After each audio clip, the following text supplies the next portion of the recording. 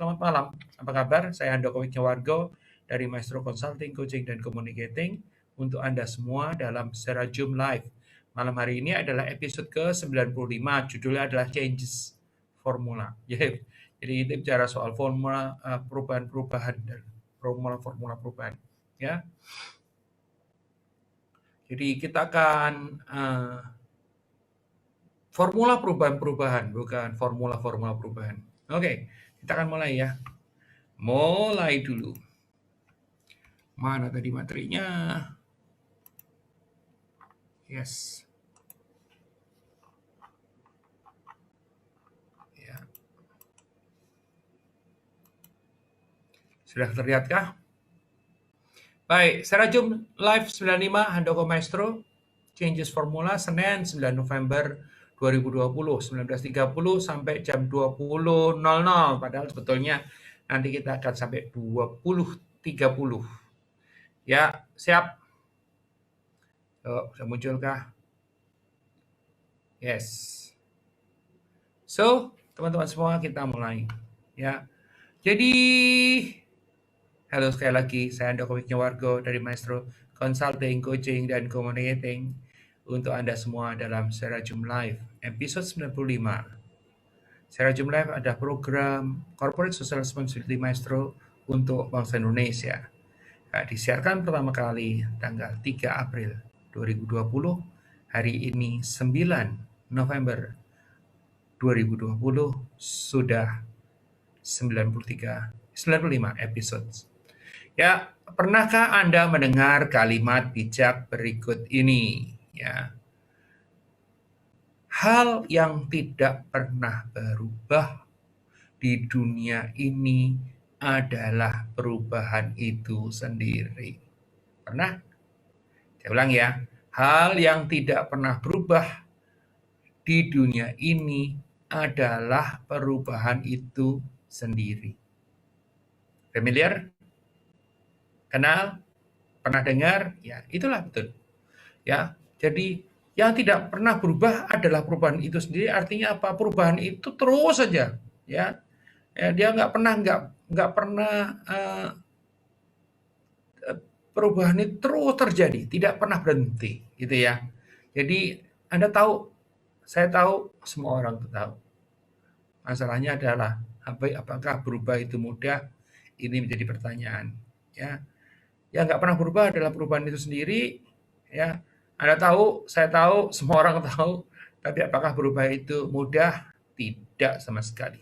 Berubah sama sekali tidak mudah. Nah, oleh karena itu apa yang akan kita bahas? Yang akan kita bahas adalah Anda yang harus diperhatikan yang dalam perubahan, yaitu sebagai the change formula. Ya, formula perubahan. Ya, the change formula. Nah, teman-teman semua, ada teori lama yang disebut dengan the psychology of change,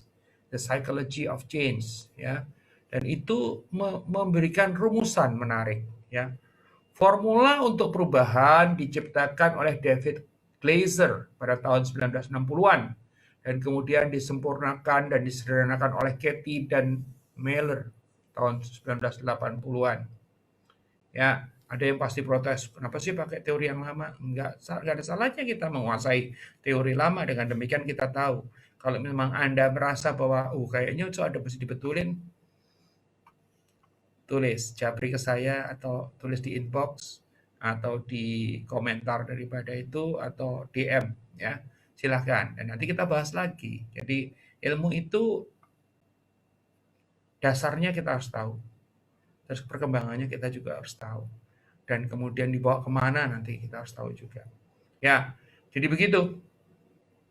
Ya, jadi formula untuk perubahan diciptakan oleh David Glaser dan kemudian disempurnakan. Ya, terus apa yang terjadi? Nah, formulanya itu sendiri rumusnya adalah D kali V kali F harus lebih besar dibanding R. Ulang ya. D dikali V dikali F harus lebih besar dibanding R. D dikali V dikali F harus lebih besar dibandingkan R. Nah, berarti kita mesti tahu dulu unsur-unsurnya. D itu apa, V itu apa, F itu apa, R itu adalah apa. D ini adalah untuk ketidakpuasan terhadap status quo. Ya, D adalah dissatisfaction, ketidakpuasan terhadap status quo. Jadi kalau kita itu terhadap situasi yang sekarang ada itu puas, berarti D-nya rendah. Saya ulang ya. Jadi kalau kita puas dengan situasi yang kita miliki saat ini, maka D-nya ini rendah atau kecil. Ya. Jadi semakin kita tidak puas, D-nya akan menjadi semakin tinggi. Jadi ketidakpuasan terhadap status quo itu menjadi yang faktor pertama. 2, salah. V adalah visi masa depan keadaan yang diinginkan yang telah Anda artikulasikan. Jadi V ini vision. Ya, mimpi Anda pengen jadi apa. Nah, jadi di satu sisi Anda puas atau tidak puas terhadap status quo Anda, kondisi Anda saat ini, di V ini mimpi ke depan Anda pengen jadi apa. Ya, yang Anda benar-benar inginkan loh, bukan cuma sekedar ingin, tapi benar-benar Anda inginkan ingin jadi apa. Jadi D, V, nah terus kemudian F. F itu mewakili langkah pertama yang terlihat atau nyata yang diambil untuk membuat perubahan menjadi kenyataan. Jadi D tadi dissatisfaction terkait dengan status quo. V adalah visi atau mimpi di masa depan yang sudah kita artikulasikan, bukan cuma sekedar aku pengen ini enggak, tapi dia udah menyatakan, dia mungkin udah ngomong sama orang-orang bahwa saya pengen begini gitu ya. Dan F adalah mewakili langkah pertama, first step. F itu first step, langkah pertama yang terlihat atau nyata yang diambil untuk membuat perubahan menjadi kenyataan. Nah, yang R adalah apa? Merupakan perlawanan terbaru untuk berubah dalam diri atau mungkin dalam jadi resistance. Jadi D adalah dissatisfaction, V adalah vision, F adalah first step, dan R adalah resistance. Jadi kalau D kali V kali R-nya itu besar, lebih besar dibanding R-nya, maka terjadilah yang namanya perubahan. Semakin besar D, semakin besar V, semakin besar F, dan semakin kecil R, maka perubahannya akan makin cepat. Dan mungkin perubahannya akan menjadi makin besar. Kan gitu. Ya, D, V, F, jangan ketukar-tukar ya. D, V, F lebih besar dibanding R. Sampai sini oke? Ya, lanjutin dulu. Ya, lanjutin dulu. Nah, dissatisfaction, ketidakpuasan. Apakah orang menyadari kebutuhan untuk melakukan sesuatu secara berbeda? Ya, orang ada nggak orang yang merasa ya begini aja deh oke gitu kan, ada. Ya kalau orang yang gini aja oke, nggak pernah berubah-ubah. Kenapa nggak pernah berubah-ubah? Ya oke dengan situasi sekarang. Ya, nah ini dissatisfaction. Orang nyadarin nggak kebutuhan untuk melakukan sesuatu secara berbeda. Ya, dalam kasus saya itu 2017-an mulai pikir, aduh kayaknya kalau konvensional terus berbahaya ini gitu kan. Jadi kalau sekarang bahasa kerennya sebelum didisrupsi oleh orang lain, kita mendisrupsi diri sendiri. Jadi 2017 itu adalah bagian daripada upaya kami untuk melakukan disrupsi terhadap diri sendiri. Ya, dissatisfaction. Seorang menyadari kebutuhan untuk melakukan sesuatu yang berbeda. Perhatikan teman-teman semua, dissatisfaction. Jadi kalau kita senang sama status quo, atau mungkin istilah lainnya bisa comfort zone, gitu ya, maka sebetulnya itu yang paling berbahaya. Makanya saya selalu bilang, comfort zone is the most dangerous zone. Jadi pada saat Anda ada di situasi yang nyaman, ya, mulailah mendisrupsi diri. Ya, itu yang penting. Terus, apakah mereka bermasalah dengan kinerja yang buruk atau mereka menyadari risiko bisnis ke depan nih kalau kita bicara di dalam bisnis, ya. Oh gini aja nih bagus gitu ya. Ini oke. Wah semuanya berjalan lancar. Tapi Anda harus berpikir bahwa lancar itu kan sekarang. Di masa yang akan datang kan belum tentu lancar. Ya, kalau kita mikir bahwa langit selamanya akan biru, jalan selamanya akan lurus, nah ini baru masalah besar. Tapi apakah itu gampang kita sadarin? Enggak. Ya, bahkan kadang-kadang ya dan terjadi di sekali dua kali dalam kehidupan saya baru merasa aduh, kenapa dari dulu nggak mikir gitu ya? Kenapa kok dulu kok menikmatin itu kan? Nah di tempat kami agak sedikit menarik adalah apa? Dulu tuh saya senang banget mendongeng pakai film.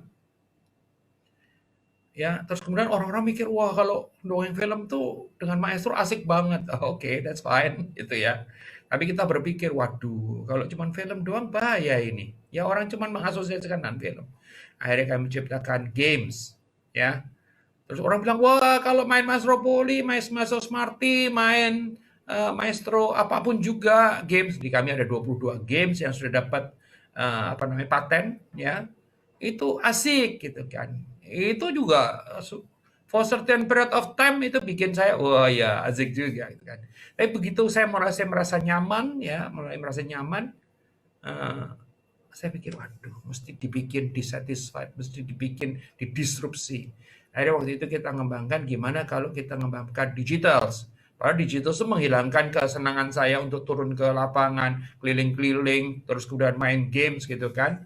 Karena seperti yang kita lihat sekarang. Dari 2017 kita bikin, 2020 kita nggak pernah tahu terjadi pandemi, dan seakan-akan mendapat momennya yang 2017 mendisrupsi diri tadi. Ya, dissatisfaction. Ya, bisa diciptakan. Ya, jika Anda belum mendapatkan pengakuan bersama atas masalah tersebut, Anda mungkin menghadapi orang-orang yang mempertanyakan perlunya perubahan sama sekali. Kadang-kadang orang lain yang ingetin kita, loh kamu kok masih begitu aja? Ya, dengerin orang lain. Oke? Karena ini adalah bagian daripada meningkatkan dissatisfaction. Ingat, satisfied adalah puas, dissatisfied adalah ketidakpuasan. Semakin tinggi ketidakpuasan kita terhadap situasi saat ini akan mempercepat atau memperbesar proses perubahan yang kita akan lakukan. Itu D. Pak Vision? Enggak. Nah, problemnya adalah apa? Kalau gitu, yang penting berubah dong. Salah. Kalau asal berubah itu bisa masalah. Betul? Masalah. Sudahkah Anda mengartikulasikan ambisi Anda dengan cukup? Jadi mesti disusun dulu mau kemana perubahannya. Jangan berubahnya itu adalah misalnya katakanlah berubahnya justru menuju ke masa yang lalu. Padahal kita hidup di masa kini dan kemudian menuju ke masa depan. Berarti perubahannya adalah yang untuk kini dan untuk persiapan masa yang akan datang. Ya, tadi jam 10 sampai jam 12 kami mengkoordinasi sebuah talk show yang judulnya adalah CFO Forum, Navigating the Next Normal. Yang menarik adalah apa? Yang dihadirkan 3 orang. Satu adalah CFO-nya BCA, yaitu Vera Lim. Kebetulan teman saya satu angkatan waktu zaman kuliah. Ya, Vera Lim adalah yang paling senior tadi yang berbicara. Kedua adalah Yata Saputra, jadi CFO-nya, Chief Financial Officer-nya daripada Dana. Dan satu lagi adalah Budi Mulyono, CFO atau Chief Financial Officer-nya daripada Kino. Ya. Nah, yang menarik adalah apa? Banyak orang berpikir, wah ini nanti CFO kan bicara soal pengiritan, bicara soal ini, soal itu. Ternyata tadi semua kaget. Bahwa CFO tadi tidak bicara terkait dengan CFO di masa lalu. Dia bicara tentang CFO masa kini dan masa yang akan datang. Ya apa aja yang harus dilakukan oleh CFO, bukan pengiritan. Pengiritan one, hanya satu ya, dan itu cuma masalah proses saja, ya, efisiensi dan sebagainya. Tetapi dia cerita banyak. Nah, detailsnya saya nggak mau cerita. Anda bisa mengakses Maestro Channels. Anda bisa mengakses Maestro Channels. Judulnya adalah CFO Forum, Navigating the Next Normal. Ya, nonton di sana. Ya, agak lama sih 2 jam. Tapi 2 jam ya ibaratnya Anda sekolah 2 jam itu. Ya, 2 jam, hampir 2 jam. Ya. Jangan cari saya ada di sana. Kenapa? Moderatornya bukan saya. Ya, saya ada di belakang layar. Ya, adalah suara saya. Master Angel, ready, on 3, 1, 2, 3, live, gitu. Itu suara saya di belakangnya. Ya, Oke, itu yang dilakukan. Vision, teman-teman semua, vision. Apa Anda telah menceritakan kisah tersebut dengan cara yang cukup menarik, memotivasi, dan relevan untuk mendapatkan dukungan? Wah, ternyata vision ini penting. Kalaupun itu vision pribadi pun juga perlu diceritakan oleh orang ke orang lain. Kalau vision perusahaan juga semua anak buah di perusahaan itu harus diceritakan.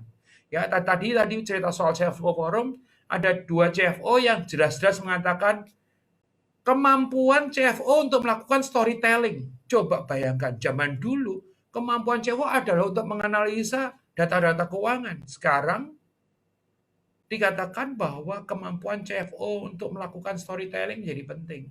Karena data cuma data, kalau nggak diceritakan dia tidak jadi apa-apa. Maka yang dilakukan adalah bagaimana data tadi dianalisa dan diceritakan. Menarik ya, menarik ya.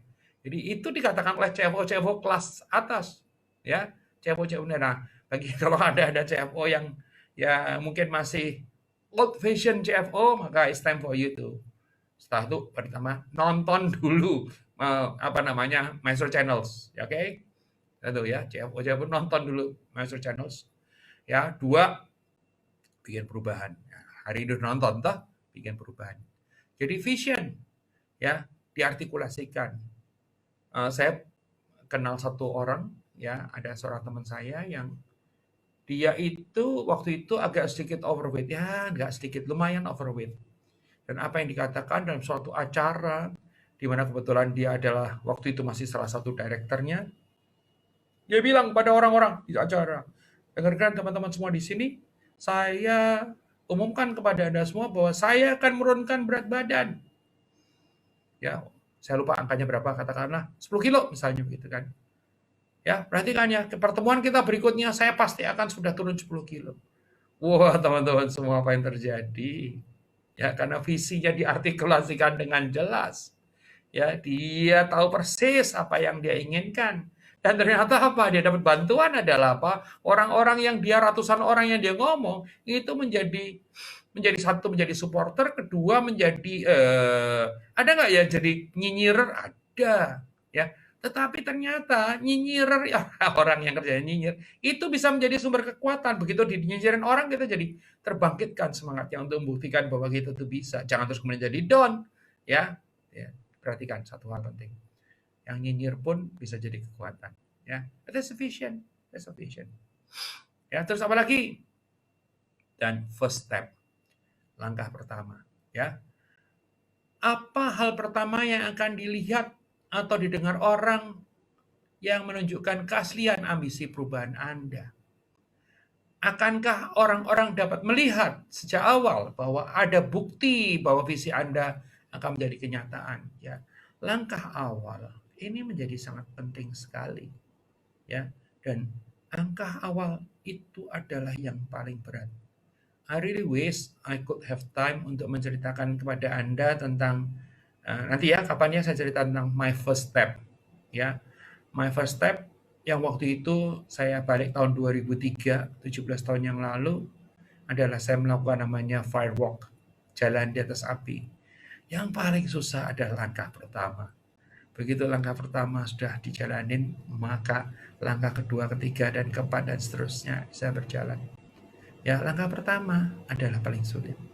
Dan ada tadi kalau kita mulai dengan apa ya, sebuah nasihat dengan sebuah kata bijak yang mengatakan bahwa yang tidak pernah berubah adalah perubahan itu sendiri. Ya, maka terkait dengan langkah pertama ada pepatah dari Cina yang mengatakan ya perjalanan 10.000 li itu harus dimulai dari langkah pertama. Ya, 10.000 li itu hanya perumpamaan, itu jauh kalau 10.000 li itu. Ya, teman-teman semua, langkah pertama adalah sangat penting sekali. Oke, itu yang dikatakan the first step, ya. Jadi tadi sudah ada apa? D, dissatisfaction, V, apa tadi V? Vision, F, first step. D dikali V dikali F harus lebih besar dibanding R. Kita lihat ya, jika kombinasi D kali V kali F lebih besar dari R atau resistance, terhadap perubahan organisasi, maka perubahan Anda mungkin bisa dilakukan. Kalau nggak bisa dilakukan, apa yang harus dilakukan? Dinaikkan D-nya, dinaikkan V-nya, dinaikkanlah F-nya, kan gitu. Ya, karena kadang-kadang R-nya, resistennya nggak bisa dikecilin. Kalau bisa mengecilkan resisten, ya kecilkanlah resisten.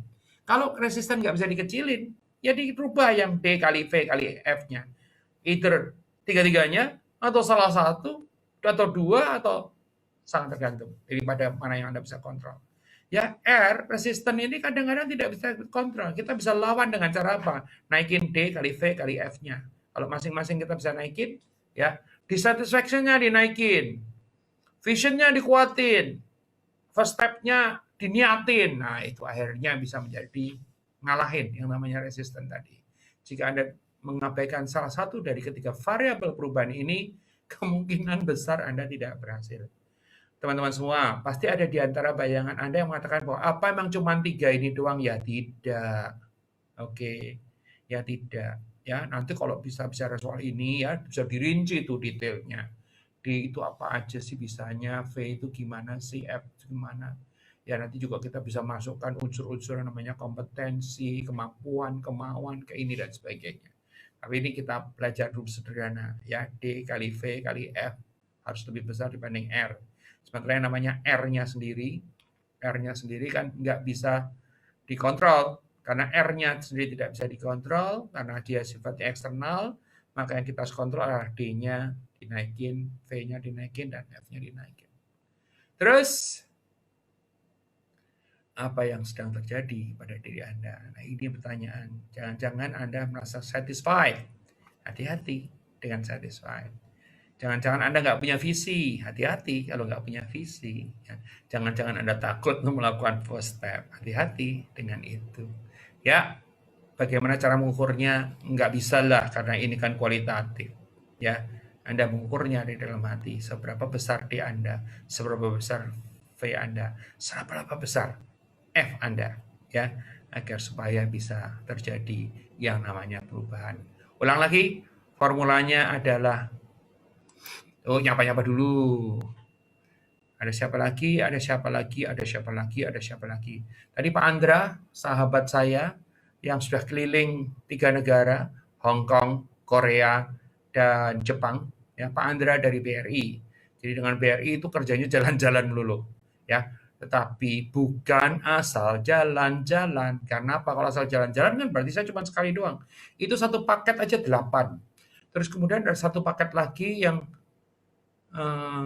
kayaknya saya akhirnya nggak bisa pergi, padahal saya kepengen banget itu ke Australia. Kapan lagi ya nengokin anak dibayarin sama BRI gitu ya. Terus kemudian ada satu lagi yang namanya pemenang Brinovation. Jadi mereka itu berangkat ke Amsterdam. Waduh, karena jadwalnya bentrok-bentrokan ya nggak mungkin pergi waktu itu. Karena agak sedikit, karena melibatkan demikian banyak divisi, terus kemudian akhirnya saya mengajar, tetap mengajar, tapi mengajarnya di sebuah hotel di dekat bandara. Jadi mereka itu saya ajar di bandara, ya, di hotel di bandara. Terus kemudian selesai mengajar, mereka malamnya terbang ke Amsterdam. Jadi sayangnya ketinggalan di Jakarta. Tapi happy, ya, apa namanya, I'm very happy. Dan itu kelas tidak terlalu besar. Seingat saya juara Brinovation hanya 14 orang. Ya, 14 orang yang sangat antusias karena juara inovasi. Bayang nggak? Juara inovasi dikumpulkan di dalam satu kelas. Ya, itu juara inovasi. Saya waktu itu bicara tentang user experience sama design thinking. Wah, serem. Serem sekali. Ada Ibu Yeni Lau dari CEB Niaga, ada Dr. Tungsan, ada Robert Leonardo dari Bandung. Selamat malam Pak Han, semoga sehat selalu. Wow. Ada Handoko Maestro 2. Wah, ini pasti ada pasukan saya yang mengintip bosnya kerja enggak ya malam-malam gitu kan. Ada Haryo Bimo Utomo, owners daripada Mahkota Dewa. Ya, ini Mahkota Dewa juga merupakan sebuah cerita yang menarik gitu ya. And there was a time itu demikian orang menggunakan daun Mahkota Dewa untuk kepentingan sakit tertentu gitu kan. Tapi terus kemudian pemiliknya, ibu daripada Bimo adalah Ibu Ning Harmanto, itu merasa bahwa tidak cukup. Jadi tadi bicara soal dissatisfaction gitu ya. Dia tidak cukup hanya untuk itu aja. Terus bicara soal visi bahwa yang namanya pengobatan tradisi dengan menggunakan herbal di Indonesia harusnya lebih daripada sekadar ada dan menjadi modern, dan kemudian ada yang namanya tadi first step, maka jadilah mahkota dewa yang besar, modern, ya. Jadi jangan kebayang kalau jamu itu terus kemudian tradisional terus. Ya jamunya boleh tradisional, tetapi dari cara kemasannya, dari cara produksinya, dari proses produksinya dan sebagainya itu beda jauh sekali. Itulah ya aplikasi daripada seandainya D-nya tidak besar, seandainya V-nya tidak besar, seandainya F-nya tidak besar, maka waktu itu ya mungkin cuma jadi tukang jamu biasa. Tapi sekarang tidak, betul ya? Bukan ya meskipun nyebut sebagai tukang jamu tapi tukang jamu yang modern. Itu yang terjadi. D, V, F harus lebih besar daripada R. R kadang-kadang kita tidak bisa kontrol, maka kalau R-nya itu gede banget, agar sudah terjadi berubah berarti D-nya harus dibesarkan, V-nya harus dibesarkan, F-nya harus dibesarkan. Kalau Anda nggak tahu caranya membesarkan, panggil aja maestro. Kan gampang. Udah, panggil saja maestro. Kenapa? Di kami punya program-program untuk bisa meng-create more dissatisfaction. Bukan dalam arti negatif ya. Terus kemudian formulating vision, new vision, dan tentu saja arranging for first step. Ya, ada Mas Bebet Darmawan. Mas Bebet Darmawan ini makhluk yang unik, menjadi pelatih militer padahal bukan militer, luar biasa ya Mas Bebet. Thank you for visiting this event. Ada sahabat saya Sang Andra.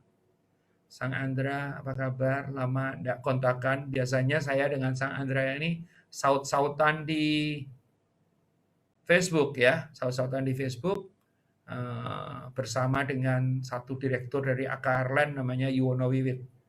Ya, ada EF Pradu Suara. Ya, Franes, apa kabar? Franes ini mengurusi menjadi directors untuk urusan pengembangan di Restu Group. Franes, terima kasih sudah join. Ya, ada sahabat saya juga namanya, kalau sehari-hari saya panggilnya Cakil, Cakil.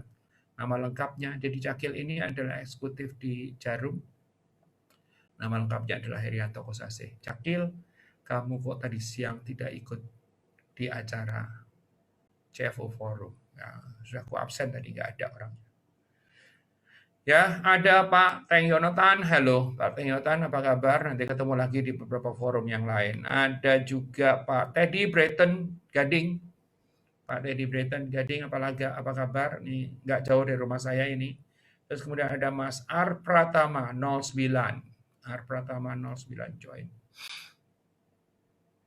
Oke, Pak Edi Suwanto dari Bali tadi sudah, Fiona, Henry Eng sudah. Pak Henry lama sekali juga tidak ketemu. Wah, memang begitu deh. Kenapa nggak ketemu ya? Gara-gara si COVID ini. Ya, nah, teman-teman semua, gara-gara saya ngomong COVID, coba Anda lihat kalau di situ. Banyak nggak dari kita yang berubah gara-gara COVID? Banyak, betul. Nah, tetapi ini dissatisfaction yang diciptakan oleh faktor yang sifatnya eksternal. Bayangkan, sesederhana ini. Kalau tadinya Anda itu tidak pernah pakai aplikasi atau jarang sekali pakai aplikasi untuk ini, untuk beli dan belanja dan sebagainya, sekarang Anda pakai. Perubahan kan? Kalau tadinya Anda ada yang namanya cashless, tapi ternyata Anda masih senang pakai cash, sekarang gara-gara COVID Anda jadi cashless. Ya. Kalau tadinya Anda tidak olahraga gara-gara COVID, nggak olahraga, malas dan sebagainya, sekarang Anda olahraga kenapa? Agar supaya imunitas Anda terjaga. Ya, ada banyak hal karena COVID ya.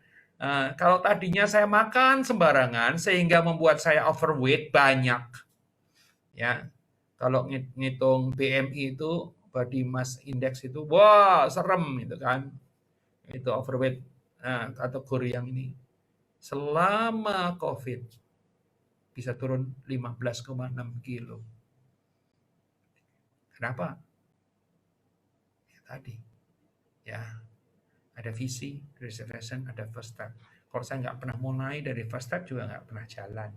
Ya ada visi, oh saya pengen sehat. Kenapa saya nggak pengen mati? Karena saya pengen imunitas saya tinggi, gitu kan? Ya, saya olahraga, saya jaga makan, saya menghindari makanan-makanan tertentu sehingga akhirnya bisa turun secara cukup signifikan. Ya, itulah yang kita lakukan. Ya, ada lagi, wah ini tamu dari jauh, ya namanya Freddy Niki Yulu. Freddy Niki Yulu tamu dari Ambon, tapi tinggalnya di Kelapa Gading. Kantornya di Kelapa Gading. Brother Freddy, malam Mas Bruhan, kata si Brother Freddy Niki Yulu. Halo, Brother Freddy, ini beliau ini luar biasa, saya masih ingat dan tidak pernah terlupakan. There was a time in our life, ya, Brother Freddy ini menemani saya keliling Indonesia untuk mengajar, melakukan perubahan, bukan mengajar, melakukan perubahan terhadap sebuah bank yang besar, yang sekarang masuk peringkat atas banget di Indonesia, yaitu Penin Bank. Tahunnya itu tahun 2008. Ya, 2008. Kami keliling ke 17 batch, setiap batchnya 3 hari, ya, bikin yang namanya perubahan. Dan perubahannya signifikan nggak? Bukan signifikan lagi, amat sangat signifikan. Ya, dan ada satu part yang mungkin terjadi di 2-3 jam, itu yang kalau saya dipaksa untuk ngajar pun saya nggak bisa. Dan saya nggak memaksakan diri untuk jangan ngajar sesuatu yang kita tidak bisa. Ya, orang tahu kan, yang diajarin kita lebih pintar daripada kita.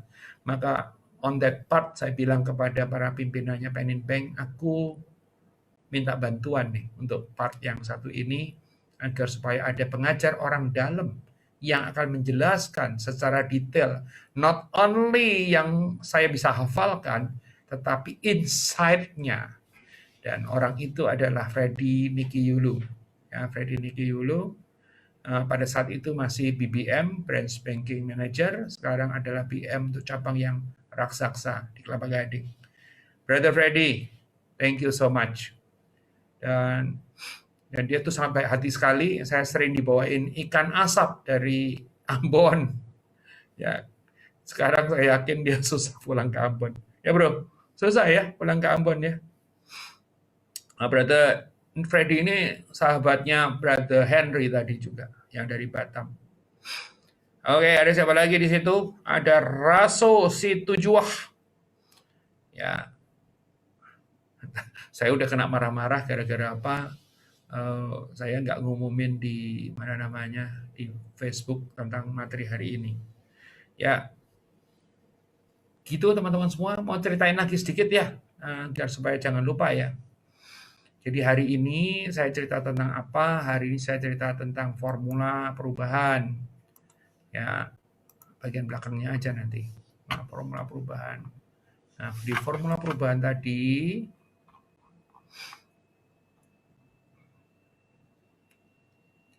mana tuh?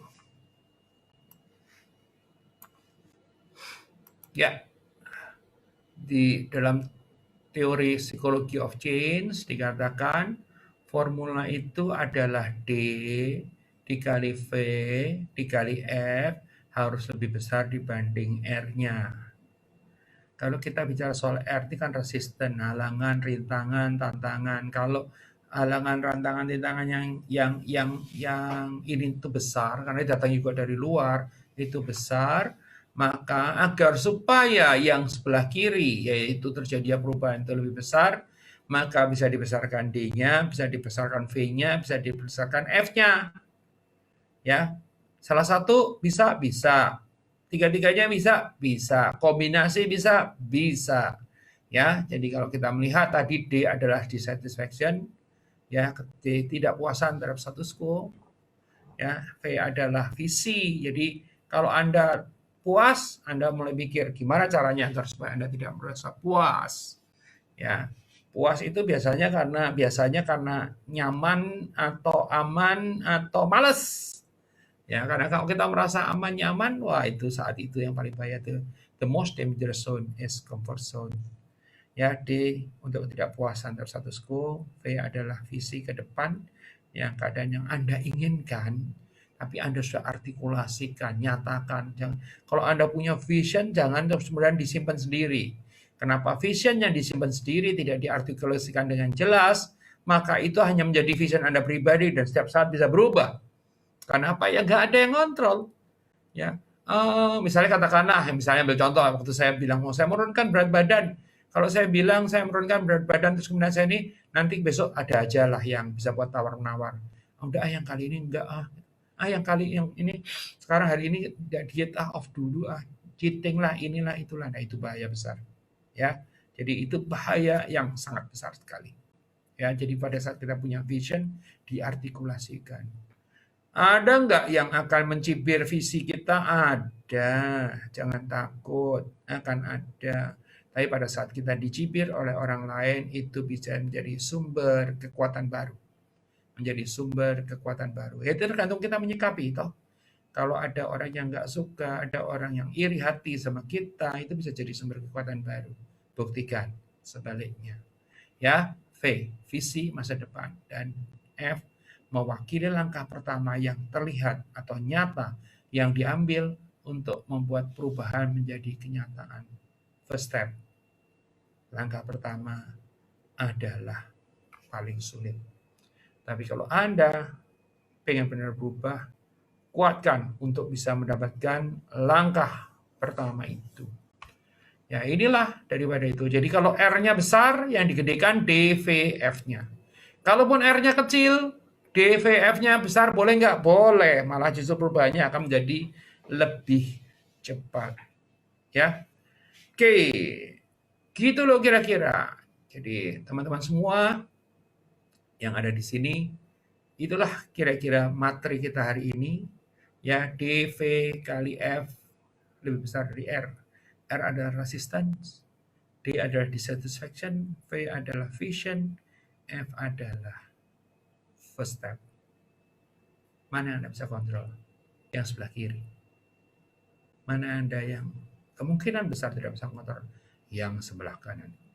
Oleh karena itu, kontrol yang kita bisa kontrol, ya dengan demikian yang tidak kita bisa kontrol, kita bisa kalahkan.